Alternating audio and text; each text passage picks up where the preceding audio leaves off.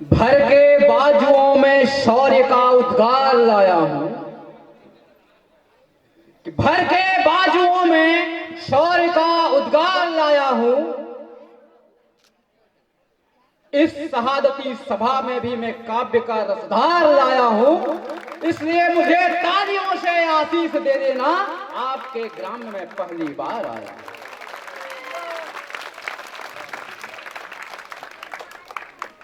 पहले मैं कुछ नारे लगा लूं। आप में से कौन है जो भारत मां को निर्भय कहेगा? आतंकी आताताइयों के मन को वो भय कहेगा, और है सच्चा जो देशभक्त वही भारत माता की जय कहेगा। भारत माता की, भारत माता की। मैं कुछ बात करना चाहता हूं आज के इस मंच को। मेरे गुरु उपस्थित हैं आदरणीय शरद यादव जी, इन्हीं के दम पे मैं कुछ मुखारविंद से कुछ शब्द कह पा रहा हूं। आदरणीय राहुल सोनवानी भैया उपस्थित हैं, भागवत भैया को भी नमन करता हूं कि उनके कारण ये मंच में आ पाया हूं मैं। देश के जवान क्या होते हैं, इन नन्हे बच्चों के लिए कुछ पंक्तियां निवेदित करता हूं। पहले ये सभी पढ़ने वाले बच्चे हैं। तो गुरु चाणक्य है तो तू उसका वाक्य बन, गुरु चाणक्य है तो तू उसका वाक्य बन, गुरु द्रोण है तो तू अर्जुन का रण बन, अगर जीवन है दुस्साध्य तो तू गुरु सा निवारण बन, तो तू गुरु सा निवारण बन। क्योंकि गुरुओं ने मानव को मानवता का अधिकार दिया है, गुरुओं ने मानव को मानवता का अधिकार दिया है। अरे अर्जुन कर्ण का दिव्य अलगार दिया है, इतिहास गवाह है केवल शांति संदेश नहीं, हड्डी गड़ाकर गुरु दधीची ने वज्र सा हथियार दिया। तब ओजस्विता की बात होती है।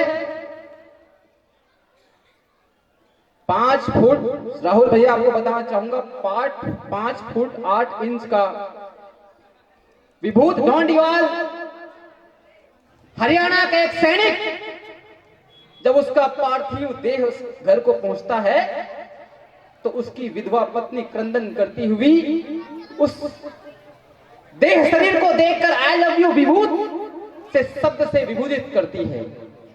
धन्य है यह धरा जहां विधवाएं प्रेम दया और क्षेम करती हैं, ये धरती ऐसी धरती है साहब जहां विधवाएं पार्थिव देव से भी प्रेम करती हैं।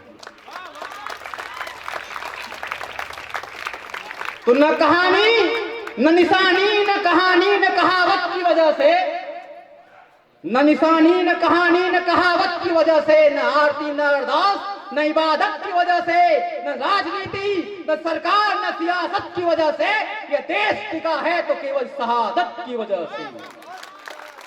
यह देश टिका है तो केवल शहादत की वजह से। विनोद कौशिक जी के पिताजी को मैंने एक प्रश्न पूछा कि विनोद कौशिक आपसे कितना प्रेम करता था? उन्होंने कहा मुझसे सर्वाधिक प्रेम मेरा पुत्र करता था। जब मैंने उनके बारे में पता किया तो मैं आपको बता दूं वो झूठ बोलते थे।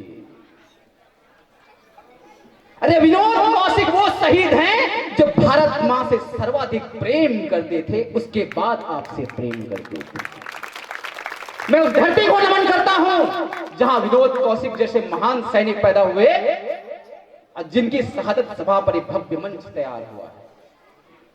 देश के जवान ऐसे हैं, एक रायगढ़ के एक शहीद हुए विप्लव त्रिपाठी, अपने पत्नी सह 3 वर्ष का उनका बच्चा भी साथ में शहीद हो गया। कौन थे विप्लव त्रिपाठी? जब घर से निकले अपनी मां को कह के गए थे कि मां जब मैं युद्ध से लौट के आऊंगा तेरे लिए एक साड़ी लेके आऊंगा, मां मैं तेरे लिए एक साड़ी लेके आऊंगा, तेरे लिए चूड़ी और बिंदी लेके आऊंगा।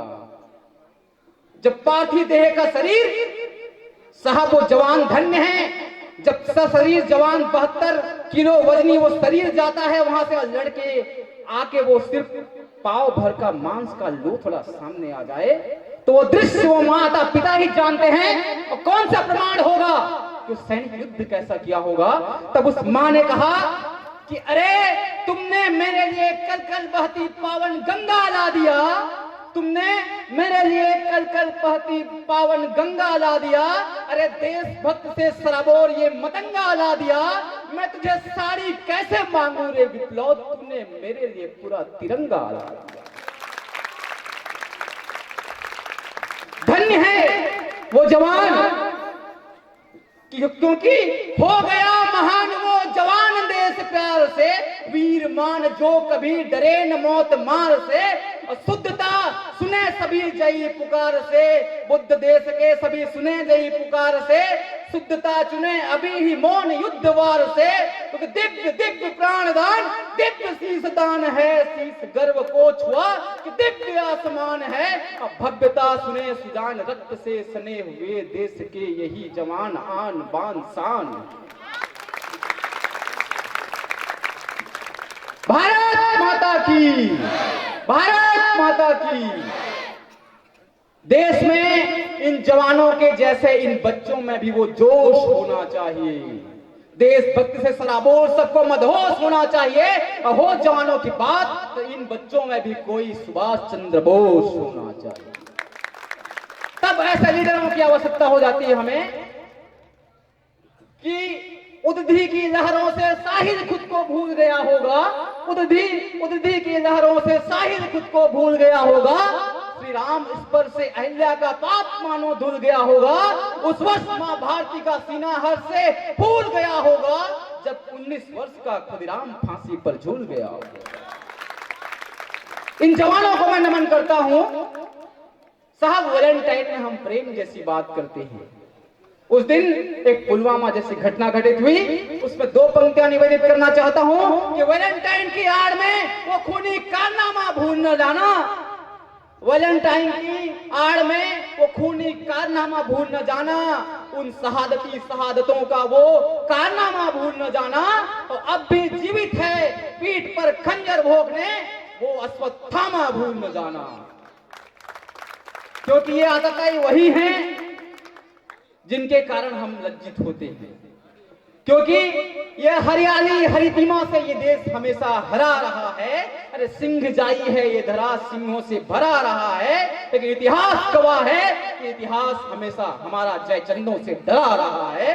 तो कहो तुम में जयचंदों की पहचान कौन करेगा?